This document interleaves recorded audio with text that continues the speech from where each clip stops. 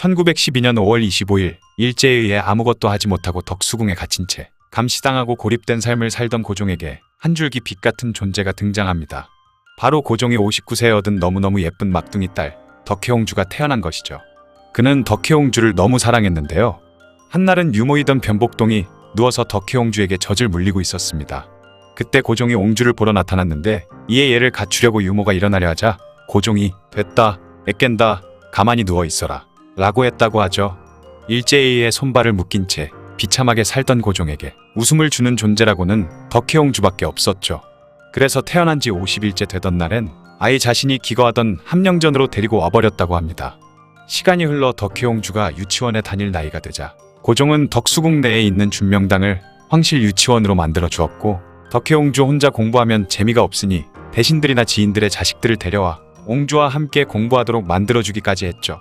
또한 애지중지하던 덕혜옹주가 행여나 걸어다니다 다치기라도 할까봐 150m 정도밖에 안 되는 짧은 거리도 가마를 타고 다니게 했다고 합니다. 하지만 고종에게는 고민이 하나 있었는데요. 바로 덕혜옹주를 자신의 호적에 올리기가 힘들었던 것이죠. 일제의 나라를 빼앗긴 이후로 덕혜옹주를 호적에 올리려면 조선 총독부의 인가를 받아야 했던 것입니다.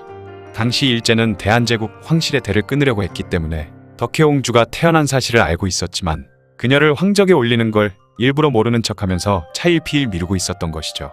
그러자 고종이 직접 데라우치 마사타케 총독을 덕수궁으로 초대했고, 덕수궁 유치원에서 놀고 있는 덕혜옹주를 그에게 보여주며 자신의 딸이라며 소개해 준 것이죠. 그러자 더 이상 모른 척할 수 없던 데라우치는 어쩔 수 없이 덕혜옹주를 황적에 올릴 수밖에 없었고, 나중에 총독 관저로 돌아간 후 부하들에게 오늘 멋지게 한 방 먹었다 라고 말했다고 합니다.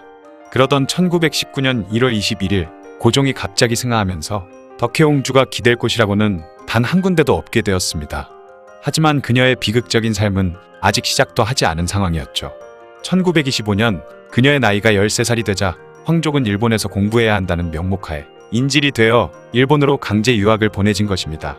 이에 영친왕 부부는 자신들의 집에서 덕혜옹주를 지내게 하면서 학교에 통학하게 하고 싶어 했지만 일제의 반대로 옹주는 학교 기숙사 생활을 해야만 했죠. 그렇게 13살의 어린 나이에 가족들 모두와 떨어진 채 일본 학교의 기숙사에서 살게 된 덕혜옹주는 아버지가 독살됐을 수도 있다는 이야기를 듣고 자신도 그렇게 되지 않을까 하는 독살의 위협을 항상 느끼고 있었죠. 그러다 보니 그녀는 언제나 자신이 마실 물을 보온병에 넣어 다녔는데요. 하루는 같은 반 학생이 덕혜옹주에게 왜 항상 보온병을 들고 다니냐며 묻자 그녀는 독살당할까봐 라고 대답했다고 합니다. 그렇게 덕혜옹주는 일본에 온 후로 계속해서 신경쇠약에 시달렸죠. 그러던 1929년 5월 30일 친어머니이던 귀인 양씨가 세상을 떠나게 되었는데요. 덕혜옹주는 어머니의 장례를 치르기 위해 조선으로 돌아오게 되었습니다. 그런데 일본은 그녀에게 상복을 입지 못하게 하는 것이었죠. 그 이유는 일본 황실에 속해 있는 덕혜옹주가 신분이 낮은 귀인 양씨의 장례에서 상복을 입고 예의를 갖추는 건 옳지 않다고 한 것이었습니다. 그렇게 그녀는 친어머니의 장례식에서조차 슬퍼할 수가 없었고 상복을 입을 수도 없었던 것이죠. 이 이후로 덕혜옹주는 몽유병과 조현병 증세를 보이기 시작했습니다.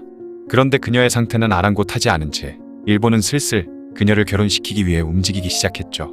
사실 덕혜옹주가 8살이 되었을 때 나중에 덕혜옹주마저 영친왕처럼 일본인과 결혼을 시켜야 한다는 게 싫었던 고종은 황실 시종인 김황진에게 옹주의 배필이 될 만한 남자를 알아보라 했었습니다.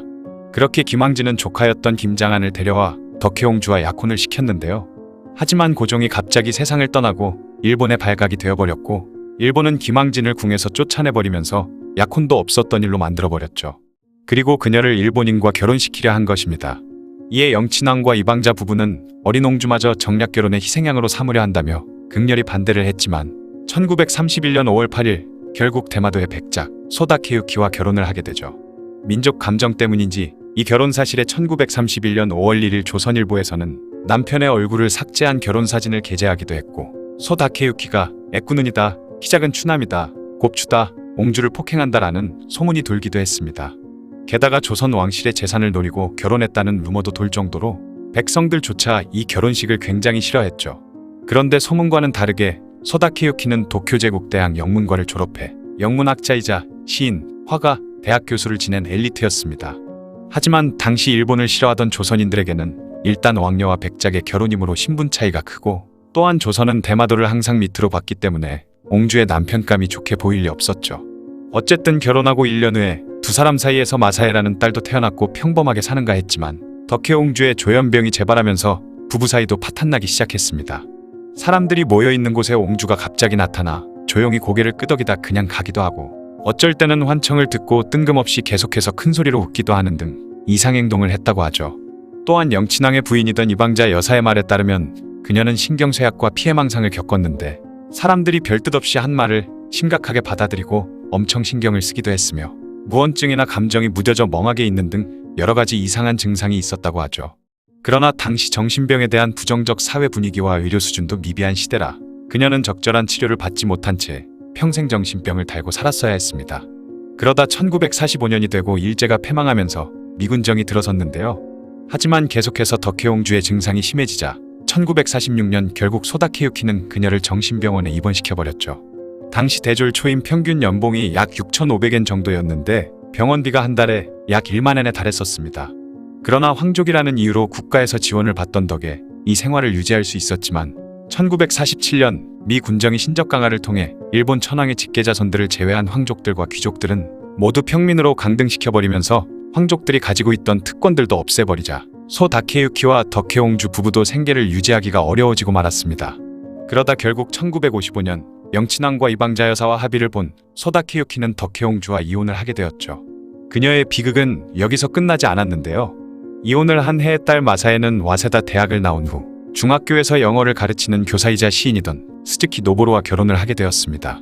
그렇게 평범하게 사는 듯 했던 딸은 결혼한 다음 해인 1956년 8월 26일 아침 자살을 할 것이라는 유서를 남기고 일본의 어느 산으로 들어간 뒤 실종이 되었죠.